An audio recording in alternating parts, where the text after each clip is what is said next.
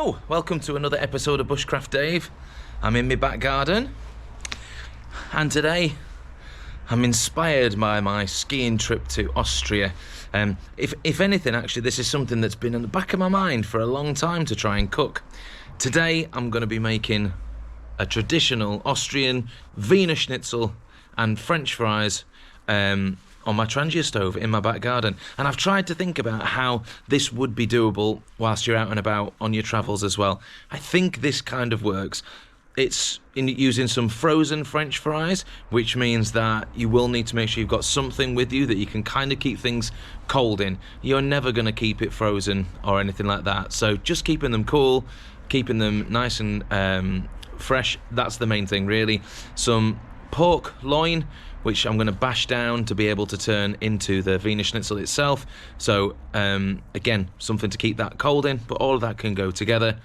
I've got a bag of flour, I've got an egg, I've got some breadcrumbs. So I'm going to flour, egg and breadcrumb the pork loin when I've smashed it down to make the Wiener Schnitzel. I'm going to fry off the French fries, and I've also got a few little bits to put on the side to try and make it as close as I can to a traditional Austrian Wiener Schnitzel, just like, hopefully, Mrs. Bushcraft Dave could put into this now just a little bit of a snapshot of a Wiener Schnitzel I did have in Austria, which was amazing. One of the best Wiener Schnitzels I think I've probably ever had. It was incredible. I'm not sure whether mine's ever going to live up to that, but let's be fair, I am a daft bloke cooking in my back garden using plastic bags, a Trangia cooking stove, and like no brain. So if I can do it, then it's pretty good. It's not going to be like those top chefs in the restaurants on the top of the Austrian Alps are going to be able to put together when they really do know what they're doing. But let's hope this is going to be something like. Let's sit back, enjoy the cooking, see if this recipe gives you an idea of something you could do on your Trangia, and enjoy. We'll catch you in a bit. There we go.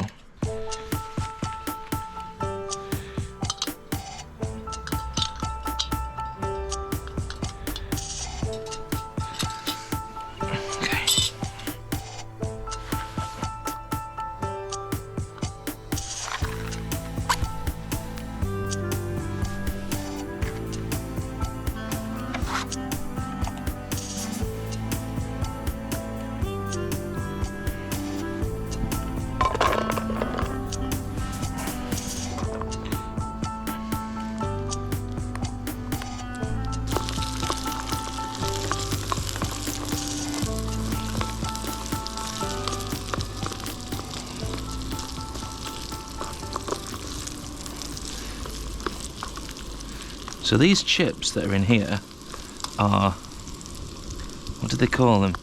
McCain's quick cook French fries. These should only take, hopefully, 5 minutes.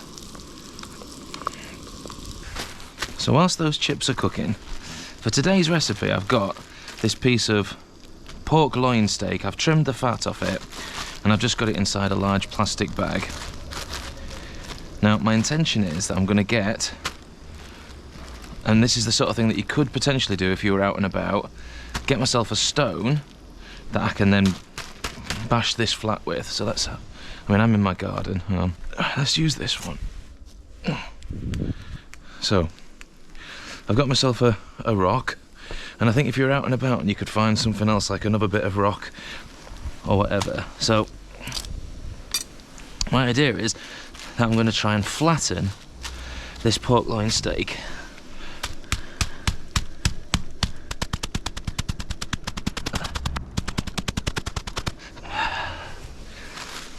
Now then, that's the sort of thing you're aiming for. You are aiming for thin, because it's going to only flash fry really. I just hope it'll fit in the pan. Right, that's how these chips are coming on. By putting the pork inside a plastic bag, obviously you're keeping everything else sanitary. Sanitary? That probably is the right word. Sanitised. This fry pan is bloody brilliant.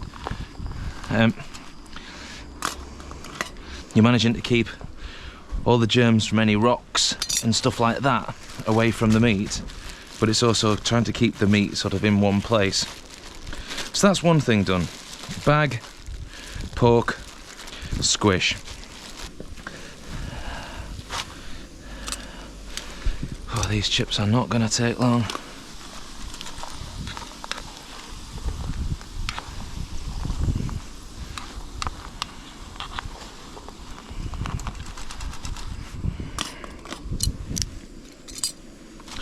Okay.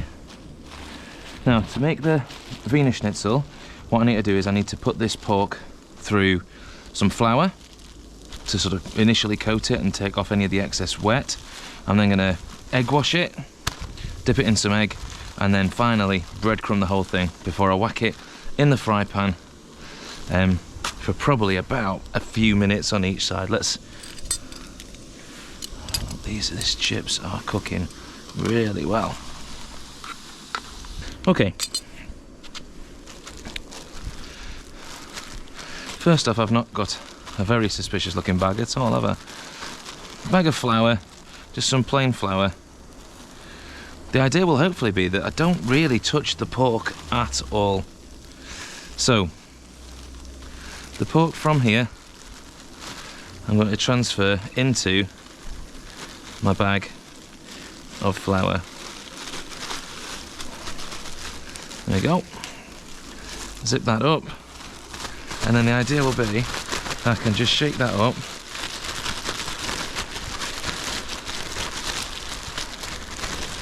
And make sure we get in every possible nook and cranny.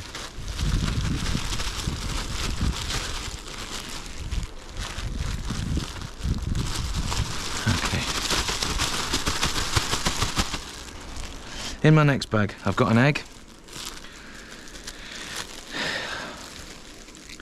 Simply going to break the egg.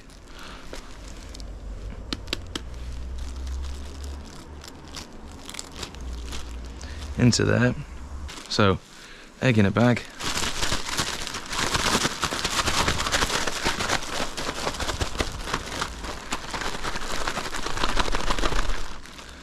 Cool. Eggy mixture, which now the pork needs to go into. So open up my egg bag, tap off any of the excess flour. It's pretty well coated, and into the egg. Again, seal it up and give it a good old shake up.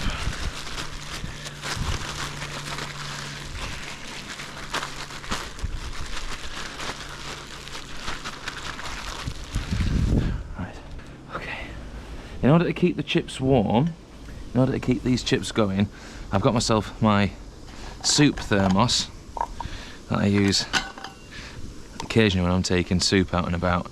And I'm thinking of just putting my chips into there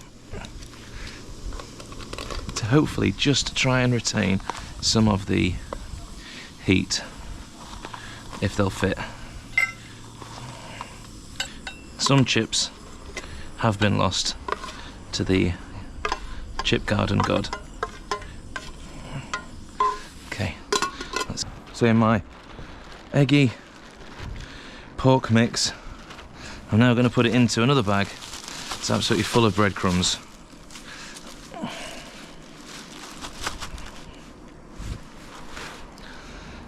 Now, see, my hands are not too messy from what we've seen so far, but this might get quite messy.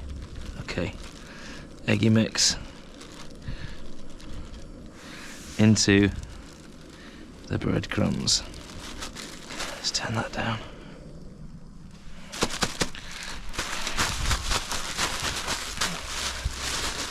Okay, here we go. So I'm pretty happy with that. Let's get it turned back up. Let's get it hot. Last thing then, to try and take this breaded Wiener Schnitzel .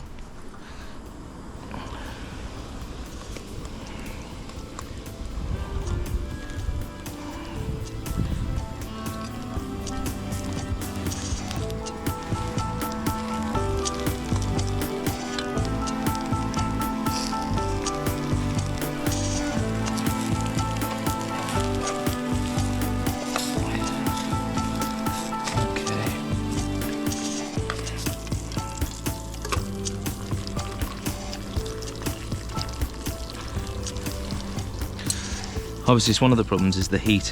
When you're using the gas burner, it really does heat intensely in the middle, which is fine.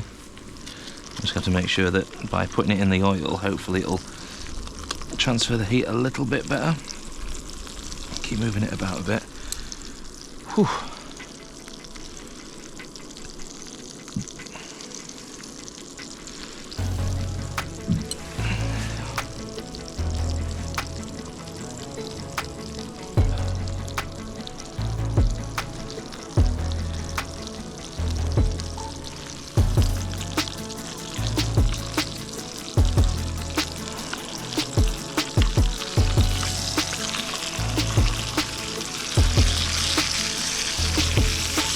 By hammering the pork really thin, it means that you get it can cook a lot quicker.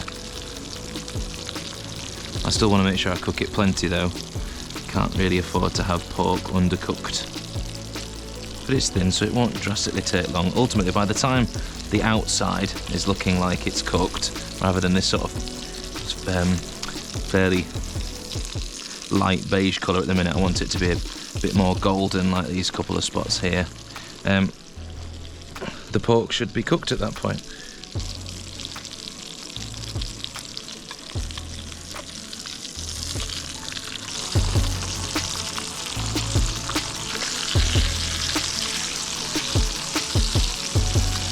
Right, whilst that's doing its final thing,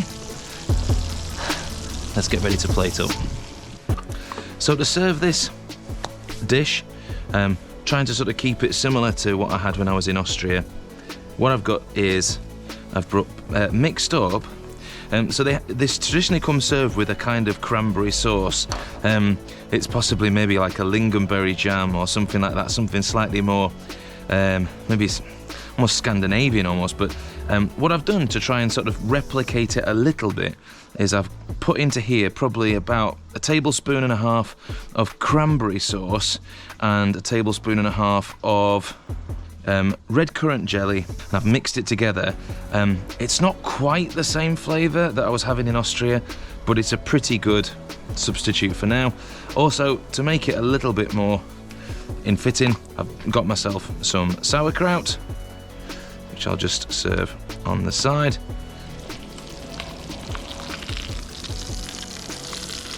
Yeah, nice. Just give that another minute. Also on the side, they'll often have a couple of sachets of mayo or tomato ketchup. And in here, still steaming. My eldest daughter was right. Slightly soggy because they've been trapped in there and steaming, but they are still hot, which is important. So the chips, and then on top of that, in we go with our Wiener Schnitzel. So there you have it, a traditional Wiener Schnitzel with chips, sauerkraut, some cranberry sauce, red currant jelly, and mayo. All that's left now is to tuck in. All right, so here we have it. Let's give it a go, see how good it is.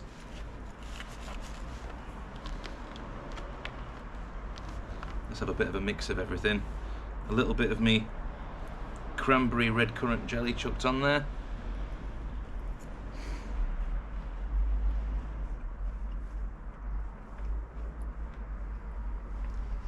Do you know what, flavour-wise, that's actually pretty damn close.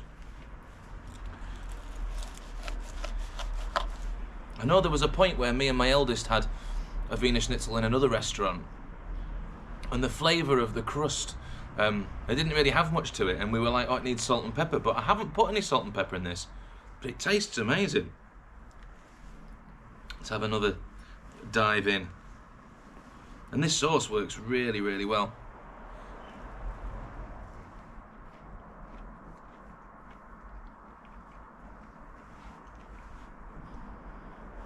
Do you know what? That, out and about on your travels when you're having a hike, or maybe when you've got back to your camp for the night, get your stove on, and it didn't take long to cook this at all. I'm not really sure how long the video is, but it really didn't take long. The chips were super quick. The pork didn't take long to cook. Yeah, I'm happy. It's what you want, isn't it? Thank you very much for joining. I hope you've enjoyed the video and you've seen some inspiration. I've got a couple more videos at some point in the next few weeks of a couple of other ideas of inspiration that I've got from my travels. So have a look, keep a lookout for those. Thank you very much for joining me, and we'll see you in the next one.